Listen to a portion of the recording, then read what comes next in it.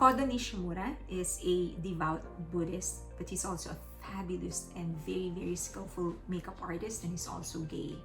So it shocked me when I learned about his story, because like some of you maybe, I've always thought that Buddhism does not accept homosexuality, and they discourage color or luxury, that you're supposed to just strip yourself of all the luxuries in the world and just remain and live with the basics, and just live a very, very simple life. And Nishimura actually admitted that he also thought the same thing. He was born a Buddhist, and that's what he thought. But just a little bit of who he is. He was born in Japan, and he's always liked boys, he said, but he suppressed that part of him. He's always loved colors, and he's always liked boys, but he suppressed that part of him because it was not accepted in Japan. And that's part of the reason he decided to go to the United States to study, to broaden his horizon and sort of discover himself. He was looking for who he was. Like, he wanted to explore himself and the world out there. And I relate to him in that level. I did the same thing. I left the Philippines, I went to the United States because I was trying to, find something different. I wanted to explore myself. I wanted to explore the world out there. But he said some very interesting stuff that related to me, that made me relate to him even more.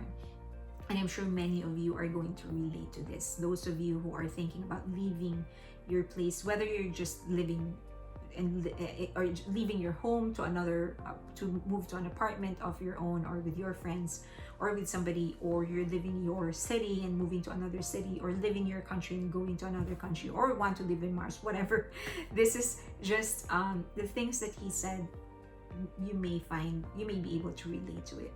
He said that I had been away from Japan long enough to begin to appreciate the Japanese culture. I began to admire the discipline and the punctualities of people. I felt that going back to my roots would be a great weapon for me to have. I was always competing with other art students with different backgrounds and unique identities, and by studying Buddhism in my own culture, I could find what was unique to me and become more sure of who I was and what I believed in. And this is the same, I believe, for most people who actually decide to leave their country and move to another country. The more you move away, that's when you actually realize and start to appreciate. At least this is what happened to me. That's when I started appreciating the uniqueness, the culture, the history, and the identity of the Philippines. I wasn't as proud of being a Filipino before as I am now. And that was because that's all I saw, and living in the Philippines, living the culture that I have, living with these people, I did it day in and day out. I was just starting to focus more on the negative side of the Philippines. And it took me being away from the Philippines to start appreciating its beauty, its culture, its uniqueness, its color, the song, the language, the faces, our colors, skin color. And it's just amazing what distance can do to you. Amazing how having the ability to pull back and look at things from farther, from a remote place, it makes you appreciate and see the beauty more. I think it's the same as when many astronauts say that when they go out of Earth, like go into space, and they look back and see Earth in its beauty, that's when they realize, God, that's a beautiful planet. That planet that I wanted to escape, that's a beautiful planet. And I think it's the same thing with countries. Like when you move away and you start seeing it from a distance, you are able to see the whole picture more and appreciate just how beautiful it is. So yeah, number 2 is that he said that I've always had a lot of questions. So it never left him when he was in Japan, when he was in the United States. I've always had a lot of questions, like why should we do good things for others? Why are we alive? What is the meaning of life? And I wanted to learn the Buddhist answers, so I began training as a monk when I was 24. And so he actually went back. It's just odd because I actually wanted to go back. Like after living after living, after building a life here, and doing so because I thought I was living a life I didn't like in the Philippines. I realized that the questions I had when I was in the Philippines is the same question I have here.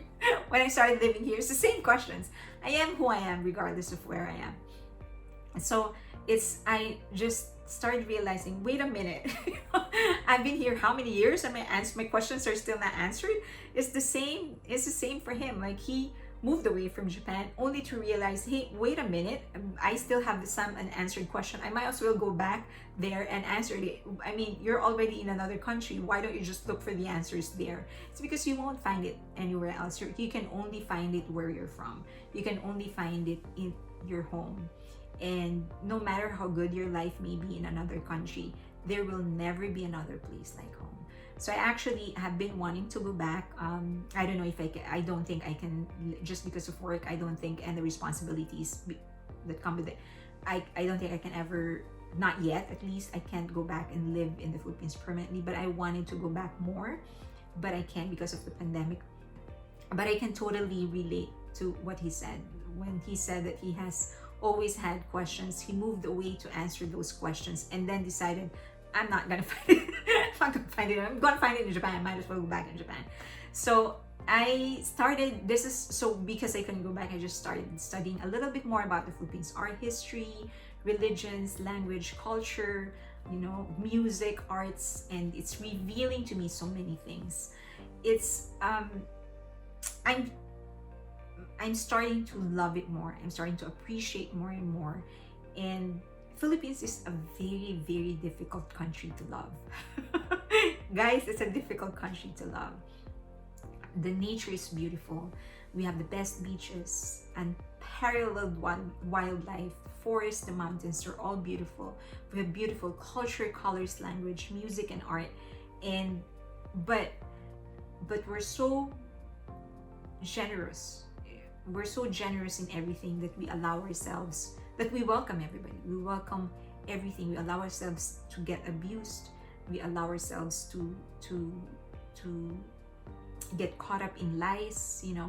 We submit ourselves to liars and to manipulators. We are such a happy nation, we're happy people. I mean, if you've been around Philippines, we're just happy. And to a certain extent, that's because if we're not, we're gonna go crazy with how difficult life is in the Philippines.